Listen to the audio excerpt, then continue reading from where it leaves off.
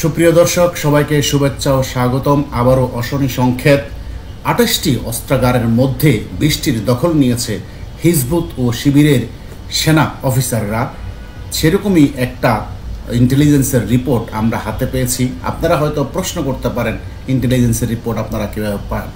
আসলে বড় বড় শহরে, বিশ্বের নিউ ইয়র্ক, ইংল্যান্ড, লন্ডনের মতো শহরে যদি আপনারা থাকেন, সেখানে আপনাদের অনুসন্ধানী অনেক বড় বড় সাংবাদিক, মাফিয়া থেকে শুরু করে ইন্টেলিজেন্সের অফিসারদের সাথে খাতির থাকলে আপনারা সেই ধরনের রিপোর্ট হাতে পাবেন চেষ্টা করলেই। তো আরেকটা বিষয় হচ্ছে, ট্রাম্প প্রশাসন ক্ষমতা আসার পর ভারতীয় ইন্টেলিজেন্স থেকে কিছু কিছু তথ্য লিক হচ্ছে, যাতে করে হয়তো ইচ্ছে করেই করছে, যাতে করে দেশের মানুষকে সতর্ক করতে পারে।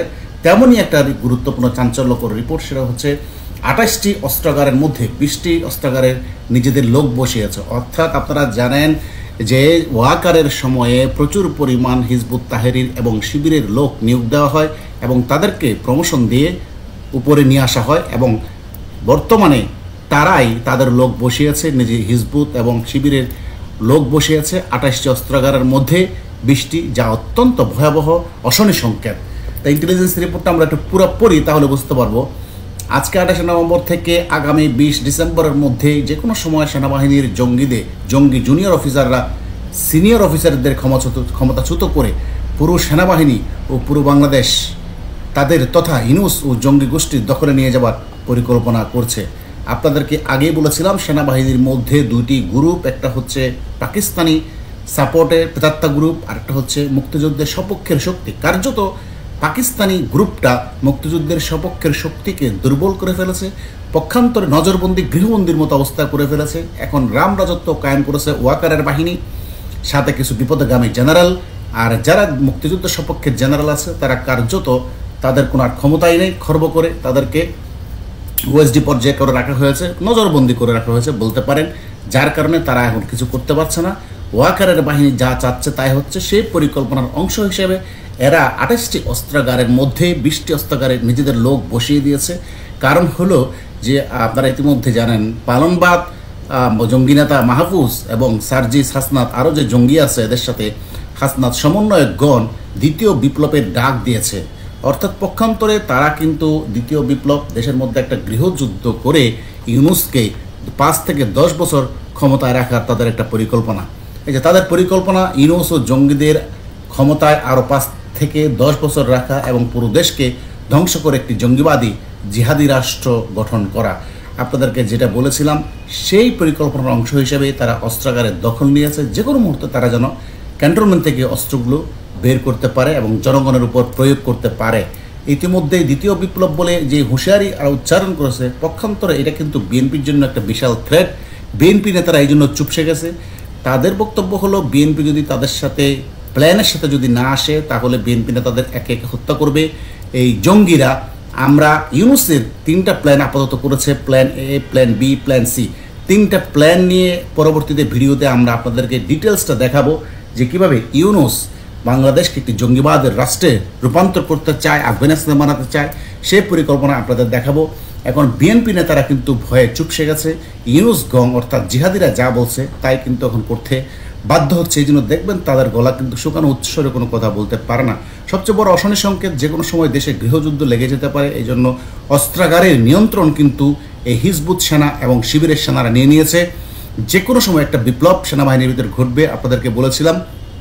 পরবর্তীতে আরেকটা রিপোর্ট আমরা পেয়েছি, ডিপ ইন্টেলিজেন্সের রিপোর্ট, বাংলাদেশ সেনাবাহিনীর কর্মকাণ্ডে বিস্তারিত বাংলাদেশ ডিপ ইন্টেলিজেন্সের রিপোর্ট। ২৮ নভেম্বর ঢাকা সেনানিবাসে আগস্ট মাস থেকে চালু হয়েছে পাকিস্তানি আইএসএফ ট্রেনিং। আমরা আপনাদেরকে কিন্তু দেখিয়েছি আইএস ট্রেনিং ক্যাম্প ক্যান্টনমেন্টের ভিতর চালু করেছে। জুলাই থেকে বাংলাদেশ সেনাবাহিনীর নিয়ন্ত্রণ মূলত রাজাকার গোলাম আজমের ছেলে আজমির হাতে। বাংলাদেশ সেনাবাহিনীর সাবেক অফিসাররা রাজাকারদের অর্থের কাছে তাদের দেশ বিক্রি করে দিয়েছে। বাংলাদেশ সেনাবাহিনীর অবসরপ্রাপ্ত কর্মকর্তাদের সংগঠন রাও ক্লাব মূলত পাকিস্তানের শান্তি কমিটির হয়ে কাজ করছে ২০২০ সাল থেকে। বাংলাদেশ সেনাবাহিনীর একটি অংশের নিয়ন্ত্রণ জামাত শিবিরের হাতে এবং আরেকটি অংশের নিয়ন্ত্রণ হিজবুত তাহরির হাতে। বাংলাদেশ সেনাবাহিনীর জুনিয়র অফিসাররা জামাত শিবির ও হিজবুত তাহরির সাথে প্রতিনিয়ত মিটিং করে। রাও ক্লাবে প্রতিনিয়ত মিটিংয়ে বসে কীভাবে পাকিস্তানের সাথে বাংলাদেশকে যুক্ত করা যায় তার বিস্তারিত কৌশল নিয়ে আলোচনা করে। সেনাবাহিনীর দেশপ্রেমিক কর্মকর্তাদের গৃহবন্দী করা হয়েছে জামাত ও হিজবুত কেন্দ্রিক জুনিয়র অফিসারদের মাধ্যমে। চিন্তা করেন কত ভয়াবহ। সেনাপ্রধান মূলত আজমির ও পাকিস্তানের এজেন্ট হিসেবে কাজ করে যাচ্ছে। আপনাদেরকে আগেও বলেছিলাম যে ভিডিও ভাইরাল হয়েছে, সে ভিডিও অত্যন্ত সঠিক। ওয়াকারের স্বাধীনতার কোনো ব্যাকগ্রাউন্ড নেই, মূলত সে পাকিস্তানি প্রেতাত্মা এবং পাকিস্তানি আইএসের এজেন্ট। শিবির হিজবুত কেন্দ্রিক সেনাবাহিনীর অফিসাররা ডিজিএফের অনেক কর্মকর্তাকে গুম করে ফেলেছে। কি ভয়াবহ দেখেন, ডিজিএফের কর্মকর্তাদের গুম করে কার্যত তাদের অধিকারে নিয়ে নিয়েছে। শিবির হিজবুত কেন্দ্রিক সেনাবাহিনীর অফিসাররা সেনাবাহিনীর অস্ত্রাগারগুলো নিয়ন্ত্রণে নিচ্ছে। নভেম্বর 18 থেকে জানুয়ারি 20 তারিখের মধ্যে শিবির হিজবুত কেন্দ্রিক সেনাবাহিনীর লোকজন পুরো দেশে নানা রকম তাণ্ডব করবে। জাহাজে করে পাকিস্তান থেকে 68 জন জঙ্গি এসেছে সেনাবাহিনীর শিবির হিজবুত কেন্দ্রিক পক্ষকে সহায়তা করার জন্য। আপনাদেরকে আগেও বলেছি যে পাকিস্তানি আইএস ঢুকে পড়েছে এবং ট্রেনিং দিচ্ছে জেহাদিদের। বাংলাদেশকে অশান্ত জঙ্গি রাষ্ট্রে পরিণত করার জন্য নানা ধরনের কৌশল কাজ করে যাচ্ছে সেনাবাহিনীর বর্তমান ও সাবেক কর্মকর্তারা। সেনাবাহিনীর অসৎ ও রাজাকার অফিসারদের সাথে অন্য বাহিনীগুলোর কর্মকর্তাও জড়িত, অর্থাৎ অন্যান্য যে বাহিনীগুলো আছে, এনএসআই আছে, পুলিশ আছে, আরও কয়েকটা যে গোয়েন্দা ডিপার্টমেন্ট এবং সরকারি ফোর্স আছে, তারাও কিন্তু অনেক গুটি কয়েক বিপদগামী এদের সাথে কিন্তু জড়িত। আপনাদেরকে আগেও বলেছিলাম, অর্থাৎ দেশের মধ্যে এখন যে ভয়াবহ পরিস্থিতির দিকে এগুচ্ছে তার নমুনা কিন্তু প্রিয় দর্শক আপনারা কিন্তু একটু একটু করে টের পাচ্ছেন। আর সবচেয়ে বড় ভয়ঙ্কর অশনি সংকেত আপনাদেরকে যেটা বললাম সেটা হলো এই যে অস্ত্রাগারের নিয়ন্ত্রণ নিয়ে নেওয়া। অর্থাৎ এই অস্ত্রাগার থেকে যদি অস্ত্র এরা বের করে তাহলে ভয়াবহ যে বাংলাদেশের কত পরিস্থিতি খারাপ হবে আপনারা একবার চিন্তা করে দেখুন। এরকমই ঘটনা ঘটেছিল 1975 সালে বঙ্গবন্ধুকে মারার সময় কয়েকটি অস্ত্রাগারের নিয়ন্ত্রণ নিয়েছিল বিপদগামী সেনারা এবং সে অস্ত্রগুলো বের করে প্রয়োগ করেছিল, বঙ্গবন্ধুকে সপরিবারে হত্যা করেছিল। অর্থাৎ এই রিপোর্টগুলো বলছে যে এরা অস্ত্রাগার নিয়ন্ত্রণ নেওয়ার উদ্দেশ্য একটাই, এরা যে দ্বিতীয় বিপ্লবের ডাক দিচ্ছে এমনিই দিচ্ছে না, এটার মাহাত্ম্য আছে, এটার একটা অর্থ বহন করে এবং এরা কিন্তু সব কিছু গুছিয়ে ফেলেছে, গুছিয়ে কিন্তু এরা দ্বিতীয় বিপ্লবের ডাক দিচ্ছে। কি বলছে, অভ্যুত্থান যদি ব্যর্থ হয়, অর্থাৎ এরা যে বাংলাদেশকে আফগানিস্তান বানানোর প্রচেষ্টা করছে সেখানে যদি বিএনপি অন্যান্য দলগুলো তাদেরকে সহযোগিতা না করে তাহলে অর্থাৎ ওই দলগুলোকে তারা খতম করে দিবে, আর সাথে তো আওয়ামী লীগকে নিধন করবেই। আওয়ামী লীগ তো নিধন প্রক্রিয়া চলছেই, সেটাকে আরও গুরুতর করবে, সেটাকে আরও ত্বরান্বিত করবে এবং সেটাকে আরও বড় আকার ওয়াইড রেঞ্জে এরা পরিচালনা করবে।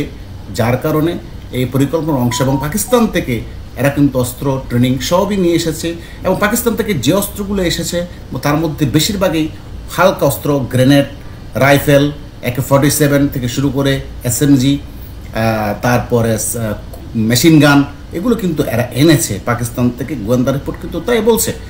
তো প্রিয় দর্শক আপনাদেরকে কিন্তু এই মুহূর্তে খুবই সতর্ক অবস্থায় থাকতে হবে। কোনোভাবেই আপনাদেরকে যে কোনো বিপদ আপনাদেরকে সারা বিশ্বকে জানিয়ে রাখতে হবে ব্যাপারগুলো, এদের পরিকল্পনা, যাতে বাংলাদেশকে কোনোভাবে আফগানিস্তান হতে দেওয়া যাবে না। স্বাধীনতাকামী বীর সেনাবাহিনী এই সমস্ত হিজবুত এবং শিবিরের বিপদগামী সেনা অফিসারদের রুখে দিবে। আমরা এই প্রত্যাশা করি, জীবন দিয়ে হলেও দেশকে রক্ষা করবে। আমাদের দেশপ্রেমিক 71-এর চেতনায় যারা বিশ্বাসী তারা এই সমস্ত দেশদ্রোহীদের রুখে দিবে বলে আমরা প্রত্যাশা করি বীর সেনাবাহিনীর কাছে। ধন্যবাদ প্রিয় দর্শক, আজ এ পর্যন্তই। আমাদের হাতে আরও চাঞ্চল্যকর তথ্য আছে, সেগুলো আমরা আপনাদের সামনে পরবর্তী ভিডিওতে নিয়ে আসবো। ততক্ষণ ভালো থাকবেন।